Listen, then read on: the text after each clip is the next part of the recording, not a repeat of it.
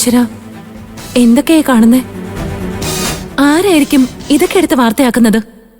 ഇനി ആ വിനയം തന്നെ ആയിരിക്കോ ചേരു? എനിക്കറിയില്ല ചേച്ചി.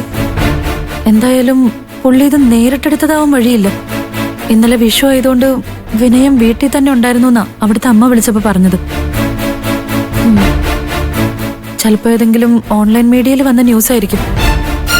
ഇനി വിനയൻ അത് നിനക്ക് അയച്ചെന്നായിരിക്കോ? ഇത് കഷ്ടമായല്ലോ. എന്ത് ന്യൂസ് ആനു? ആരെ കുറിച്ചുള്ള വാർത്തയാ വിനയൻ ഇങ്ങോട്ടേക്ക് അയച്ചു തന്നത്? അല്ല, ഞാൻ അറിയാൻ പാടില്ലാത്ത എന്തെങ്കിലും ആണോ? ഏയ്, ഇതങ്ങനെയുള്ള വാർത്ത ഒന്നല്ലേ ചേച്ചി. വിനയേട്ടൻ ഇന്നലെ വിഷു ആഘോഷത്തിന്റെ വീഡിയോ അയച്ചു തന്നതുപോലെ ഓൺലൈനിൽ വന്നൊരു ആഘോഷത്തിന്റെ വീഡിയോ അയച്ചു തന്നതാ. ആണോ? എങ്കിൽ പിന്നെ ഞാനും നോക്കട്ടെ. ഏയ്, ഇത് കാണാൻ മാത്രമൊന്നുമില്ല. ചേച്ചിയുടെ ജോലി നടക്കട്ടെ. എടി, എന്റെ ജോലിക്ക് ഞാൻ ചെയ്തോളാം. നിനക്ക് അലക്കാൻ വേറെ തുണിയൊന്നുമില്ലല്ലോ? ഇല്ലില്ല ചേച്ചി, അതൊക്കെ അവിടെ വെച്ചേക്ക്, ഞാൻ അലക്കിക്കോളാം. ചേച്ചി അനുചേച്ചിക്കും വിച്ചുനും ബ്രേക്ക്ഫാസ്റ്റ് കൊടുക്ക്. അവർക്ക് പോണ്ടതല്ലേ.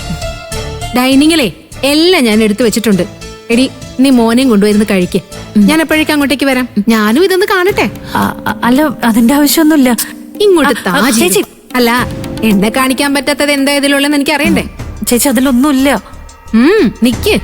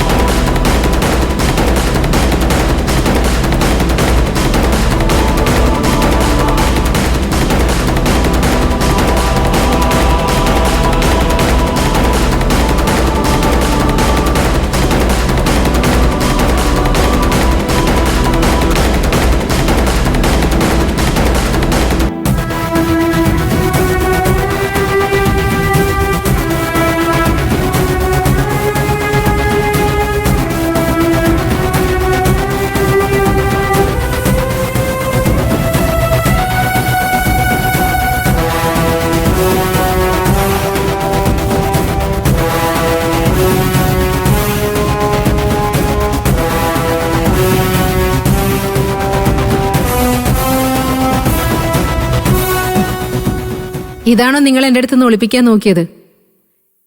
ഇത് കണ്ടതുകൊണ്ടൊന്നും അമ്പിളി തകർന്നു വീഴാൻ പോകുന്നില്ല മക്കളെ. ഞാൻ ഇതിലും വലിയത് പ്രതീക്ഷിച്ചിരിക്കുക.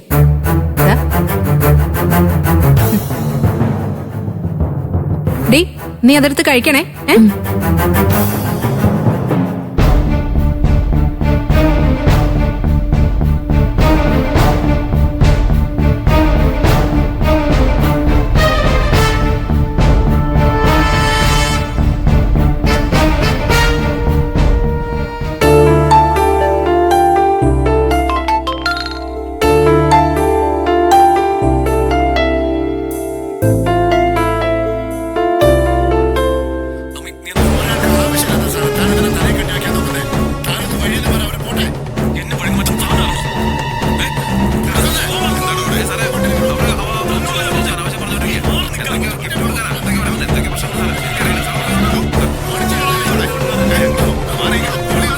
ഇതെങ്ങനെ ചേരുവിന് കിട്ടി?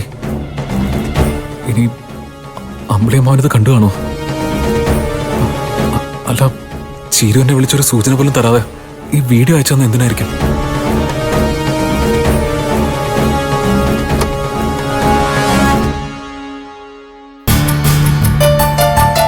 മോനെ രഘു, ദാ ചായ.